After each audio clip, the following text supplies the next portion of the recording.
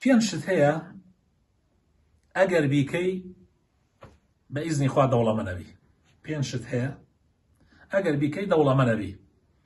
ئیتر چەندێک بتوانانی جێبەجێ بکەی ئینشاءالله ئەوەندە ئومێدی دەوڵەمەند بوونت هەیە. طبعا دەوڵەمەند بوون نیعمەتە ئەگەر ئینسانی مسلمان هەی بێ و دەوڵەمەند بێ. دەوڵەمەندی خراپ نییە. هەنێک کەسێ وازانێ مسلمان ئیلا ئەمێ دایمەن فەقیر بێ. نا بە پێچەوانەوە لەناو عەشرەی مبەشەرە ئێمە 10 سەحابەمانە پێوتری عەشرەی مبەشەرە مژدەی بەهەشت بە 10 سەحابە دراوە. بڕۆ تەماشا کە بەس تەنیا ئیمامی عەلی فەقیرە.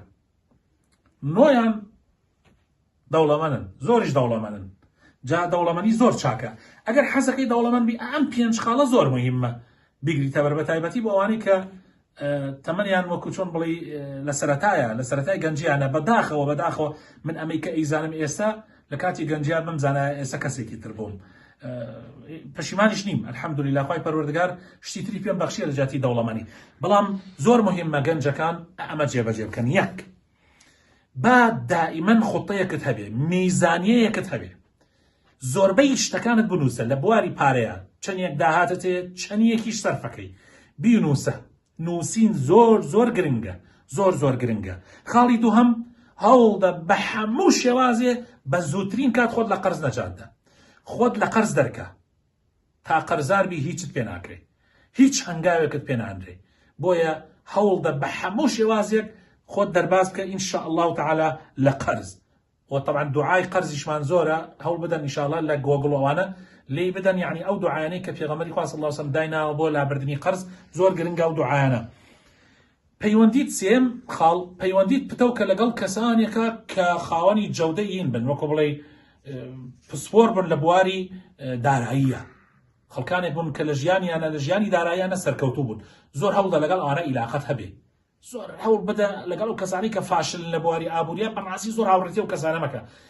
بەکێوە ئەناسرێ بەو کەسانە و ئەناسری کە هاوڕێتیانەکەی. ئەگەر هاوڕێتی کەسی دەوڵەمەند بکە، یعنی قەزمان ئەوانەی کە لە بواری اقتصادیە سەرکەوتون هاوڕێتیان بکە 3 و 4 ساڵ، یا هەندێک لە عولەمای بواری ئابووری وتویانە 10 ساڵ هاوڕێتی کەسانێک بکە، دوای 10 ساڵ تۆ 10% ئەو کەسەت هەیە، 10% ئەو کەسەت هەیە، یعنی دوای 10 ساڵ.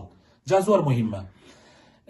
چوارەم خاڵ هەوڵدە دائیمەن پاشەکەفتت هەبێ و ئەو پاشەکەفتەش هەر ماوەیەک پاشەکە بڕێ پاشەکەوتت کۆکرەوە یەکسەر ئیستیثماری کە لە ئیشێکە، یعنی بیخەرە پرۆژەیەکەوە، پرۆژەی ئەمان، پرۆژەی ئەمین، نەک ئەم پرۆژەی ئامانەی کە هەندێک پرۆژایە بەڕاستی وەکو قمار وایە. پارەتان قەت مەخەنە ئەو پرۆژانە وەکو قمار وایە. بیخەنە پرۆژەیەکی زۆر گرنگەوە و زانایان وتویانە ئەوانەی لە بواری ئابووریا ئیشان کردووە ئەڵێن باشترین پرۆژە لە سەرەتاوە خانوبەرەیە، یعنی زەوی ئەرزە و خان و ئەمانە زۆر پرۆژەیەکی گرنگە، دوکان و ئەوانە. پێنجەم خاڵ کە لەوانەیە ئیسە مفاجئ بێ ئەمە سەخیبە. ئیسە مامۆستا تۆ وتت یعنی هەوڵ بدە پاشەکەفتت هەبێ. بەڵێ پاشەکەوتت هەبێ، بەڵام بە گوێرەی خۆی. پێغەمبەری خوا صلی الله علیه و سلم یا با بڵێن قورئان یعنی سەرەتا قورئان منهەجێکی زۆر جوانی بۆ ئێمە داناوە. ئەفەرمێ بۆ مەسەلەی پارە بەکارهێنان ئەفەرمێ دەست ئاوا بگرێ، یعنی نە زۆر بیکەرەوە ئاوا هیچی تیان نەمێنێ ئەو داهاتێک کە دەستەکەوێ، یعنی ئەوە سەخیمە بە دەرەجەیە کە هیچی تیان نەمێنێ مانگانە و هیچ قەرزاریش ببی لەسەر ئەوەی کە داهاتی دێتە دەست و نەش ئاوا بێ یعنی تایە بمێنێتەوە لێشی سەرفکە.